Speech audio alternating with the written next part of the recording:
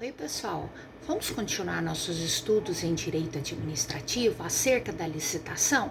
Estamos fazendo a análise da Lei Geral de Licitação, Lei 8.666. Vamos continuar do artigo 13 em diante, que foi onde paramos no nosso encontro anterior.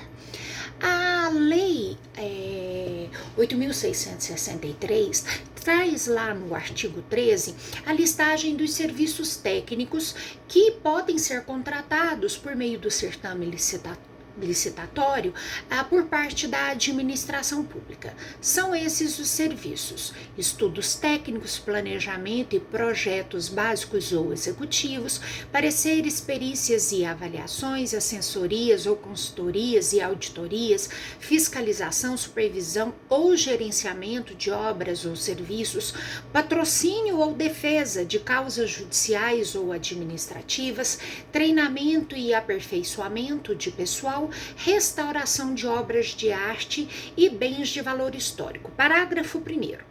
Ressalvados casos de inexigibilidade de licitação, os contratos para a prestação de serviços técnicos profissionais especializados deverão preferencialmente ser celebrados mediante a realização de concurso com estipulação prévia de prêmio ou remuneração. Então, aqui, do parágrafo 1º, a gente vai tirar as seguintes sínteses. A contratação pode se realizar por várias formas pelas modalidades licitatórias. O parágrafo 1º, ele indica uma preferência pela modalidade de concurso, mas não é a modalidade exclusiva. O segundo ponto, para que seja inexigível a contratação de um serviço especializado técnico, aquele serviço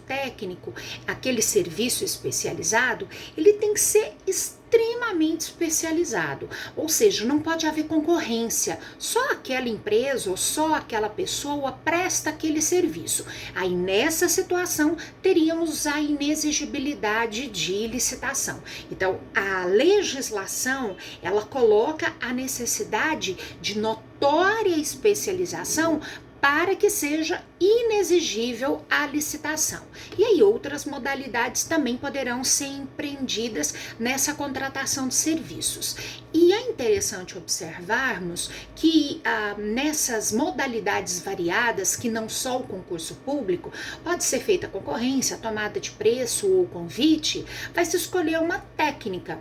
Se é a melhor técnica daquela que vai estar ofertando o serviço à administração pública ou melhor técnica associada ao menor preço. Então, por exemplo, uma administração pública municipal que não tenha dentro do seu organograma administrativo a Procuradoria Municipal. Ela não tem o órgão próprio de advocacia daquela administração, mas ela precisa de fazer a defesa judicial ou a defesa administrativa. Então ela pode fazer um certame licitatório e contratar os serviços de um escritório de advocacia. E aí ela vai escolher qual que é a melhor modalidade para essa licitação e ela pode colocar como um dos requisitos, né, como ali o emprego de ou melhor técnica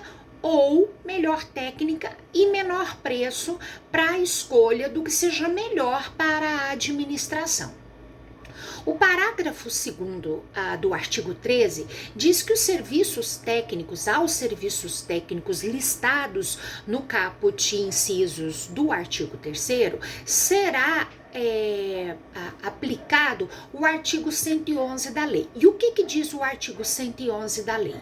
Que a administração pública ela só vai poder contratar, pagar, premiar ou receber projeto ou serviço técnico especializado desde que o autor daquele projeto, daquela obra, ceda os direitos patrimoniais a eles relativos e o uso daquilo que foi produzido por parte da administração pública.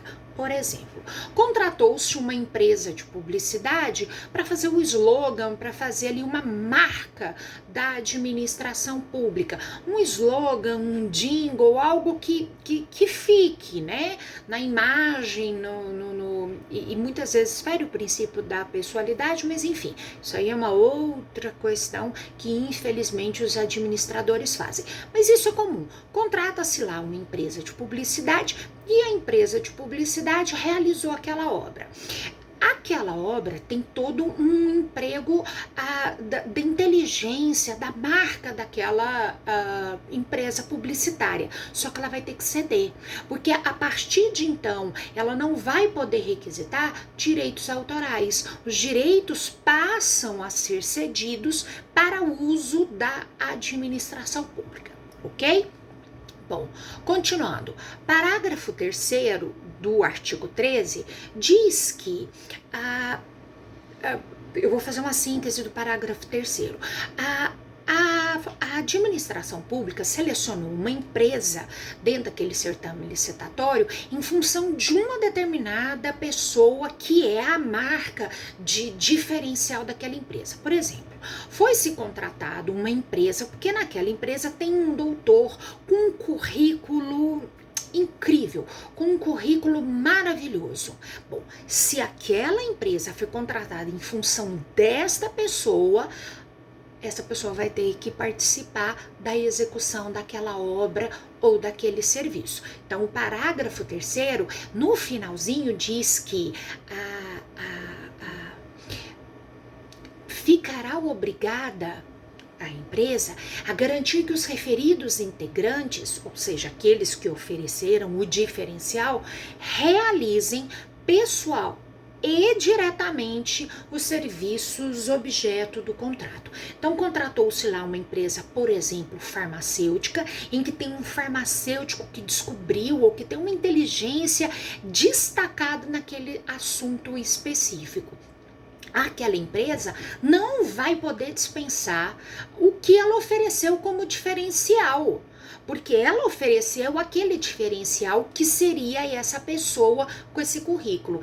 Essa pessoa vai ter que estar presente na realização daquilo que foi contratado por meio daquela licitação.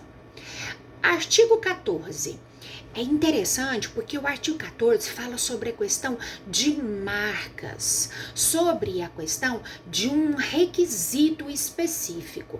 Então diz lá, nenhuma compra será feita sem a adequada caracterização do seu objeto e indicação de recursos orçamentários para seu pagamento.